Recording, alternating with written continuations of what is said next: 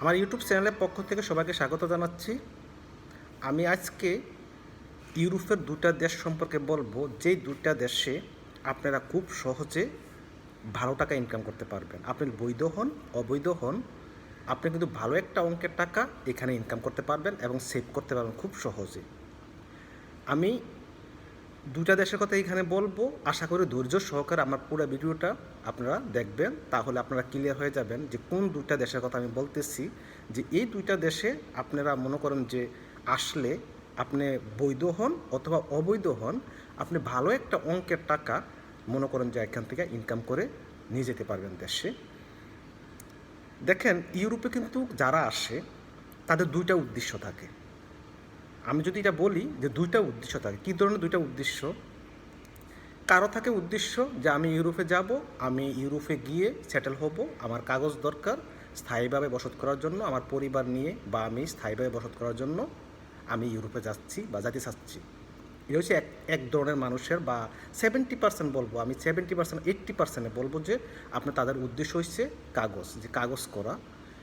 আর আর এক কিছু কিছু ভাইয়েদের বা উদ্দেশ্য থাকে এরকম যে আসলে এত বছর বিদেশ করা বা লং টাইম থাকা আমার কোনো টার্গেট না, আমি জাস্ট ইউরোপের একটা দেশে যাব বা যেখানে যাই কিছু টাকা 20-30 লক্ষ টাকা বা 40 লক্ষ টাকা অথবা 50 লক্ষ টাকা আমার টার্গেট, 8 বছর বা সর্বোচ্চ 10 বছর বিদেশ করব, আমি চলে আসব, চলে এসে আমার পরিবারকে আমি সময় দিব।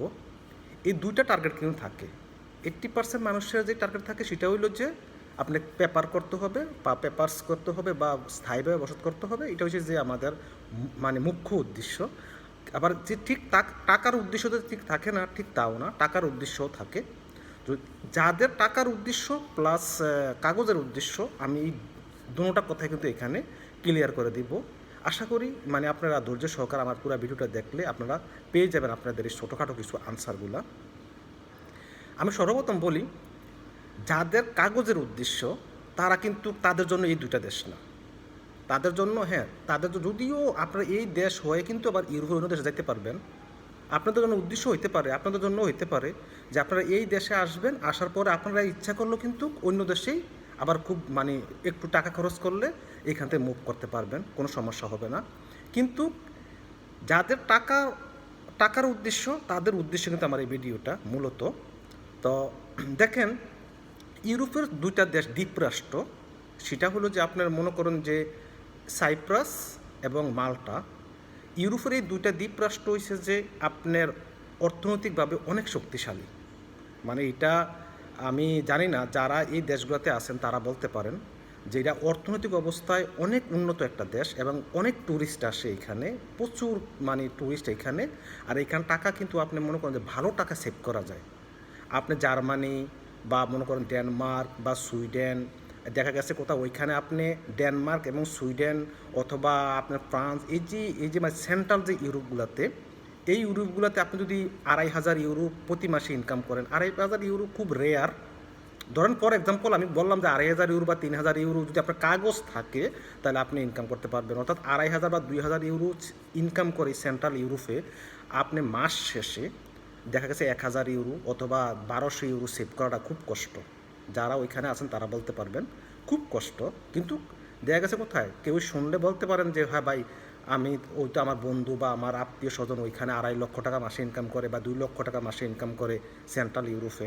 তো এই 2,00,000 টাকা বা 2,50,000 টাকা ইনকাম করাটা বড় কথা না। এই যে 2,00,000 2,50,000 টাকা ইনকাম করে, এটা সত্য। যখন এটা মনে করেন যে মানে ট্যাক্স বা ব্যাট অথবা মনে করেন যে বাসা ভাড়া বা মানে ইলেকট্রিসিটি বিল, পানি বিল, এই যে এগুলা মানে এক্সপেন্সিভ করতে করতে করতে করতে একটা পর্যায়ে তার 1,200 টাকা থেকে 1,000 টাকা সেভ করাটা অনেক কষ্ট হয়ে যায়।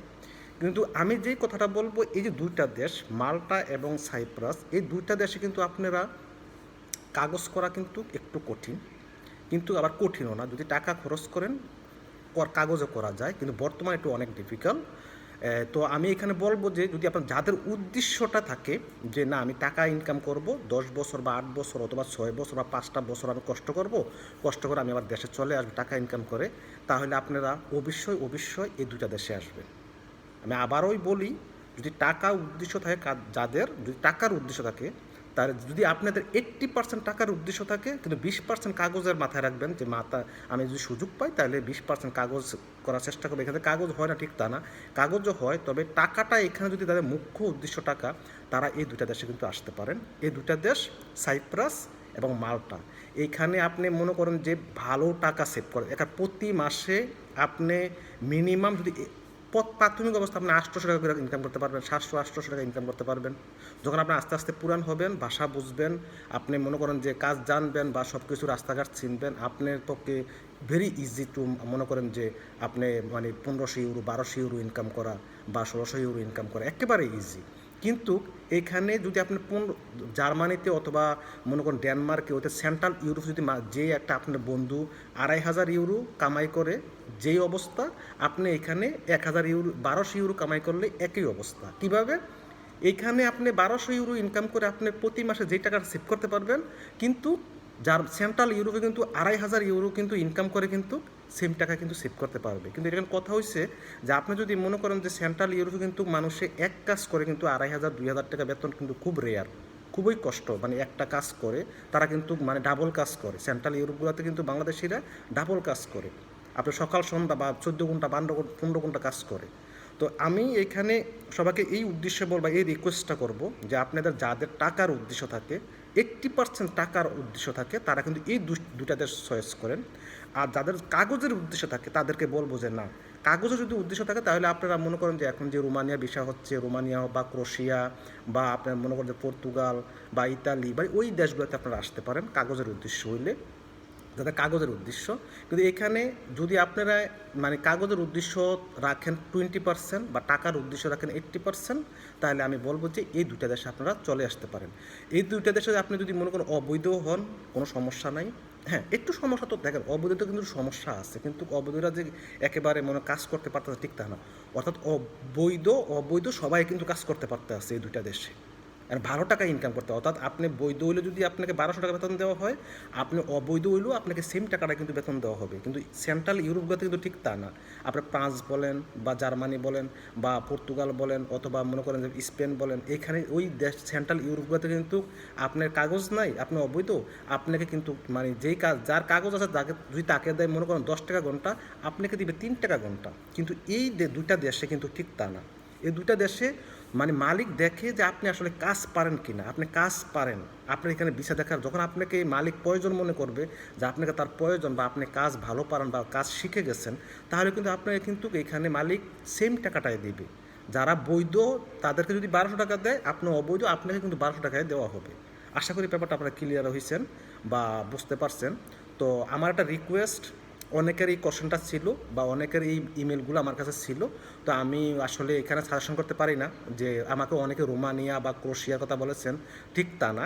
আমি যেটা আমার চোখে দেখা বা আমার নিজের এক্সপিরিয়েন্স থেকে দেখা, সেটা হলো যে এই দুইটা দেশে আপনি খুব সহজে আসতে পারবেন, খুব সহজেই মনে করেন যে ভিসা পাওয়া যায় এবং খুব সহজে ভালো একটা অঙ্কের টাকা।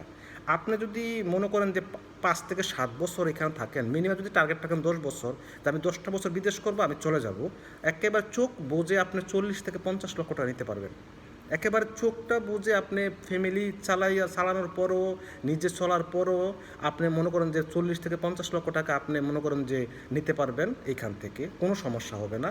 যাদের এই টার্গেটটা, এই ব্যালেন্সটা যাদের টার্গেট যে আমার 30 থেকে 50 লক্ষ টাকা, হ্যাঁ, আপনি কীভাবে 30 লক্ষ টাকা যদি আপনি 5 বছর বিদেশ করেন, পসিবল। 30 লক্ষ টাকা 25 লক্ষ টাকা আপনি নিয়ে যাওয়াটা পসিবল। কিন্তু দেখেন বিদেশের ইনকামটা বাড়ে যখন আপনি পুরান হবেন, তখনই বিদেশের ইনকামটা বাড়ে। এটা মনে করেন যে মিডল ইস্টে হোক বা ইউরোপে হোক, আপনি যতই পুরান হবেন ততই কিন্তু আপনার মনে করেন যে ইনকামটা বেড়ে যায়। তখন আপনার যদি আসার পর যদি আপনার নিকট কোনো আত্মীয় না থাকে, আসার পরে একটু কষ্ট হবে, 5 মাস বা 1 বছর একটু কষ্ট হবে, তারপর আপনার ইনকাম কিন্তু শুরু হয়ে যাবে। এই দুইটা দেশে আপনার টার্গেট রাখতে পারেন, এটা আমার একটা মতামত আপনাদের প্রতি। তারপরেও যদি আপনারা মনে করেন যে আমার কাছে আরও কোশ্চেন থাকে বা আরও কিছু জানতে চান, আমাকে কমেন্ট করতে পারেন। কমেন্ট করলে আমি চেষ্টা করি সমস্ত কমেন্টের আনসার দেওয়ার জন্য। তো সবাই ভালো থাকবেন। আর এখানে আরেকটা কথা বলি, না বললেই না, আমার এই ভিডিও দেখার পরে যদি আপনারা মনে করেন কোনো দালালের কাছে যান, দালালরা যদি আপনার কাছে মনে করেন 12 লক্ষ 10 লক্ষ টাকা চায়, এটা কিন্তু ঠিক তা না। সবচেয়ে স্ট্যান্ডার্ড খরচ হচ্ছে যে আপনি মনে করেন যে সাইপ্রাস আসেন বা মাল্টায় আসেন, 5 লক্ষ টাকা হইলে একেবারে স্ট্যান্ডার্ড, কিন্তু এখানে 7 লক্ষ টাকা পর্যন্ত আমি সাপোর্ট করি। কেন সাপোর্ট করি? যে কিছু আনুষঙ্গিক দেওয়া গেছে যে বাংলাদেশ থেকে দালালরা আছে, স্বাভাবিক 7 লক্ষ টাকার ভিতরে আসলেও আপনারা কিন্তু ঠকবেন না। তো সবাই ভালো থাকবেন, এখানে ভিডিও শেষ করছি। আল্লাহ হাফেজ।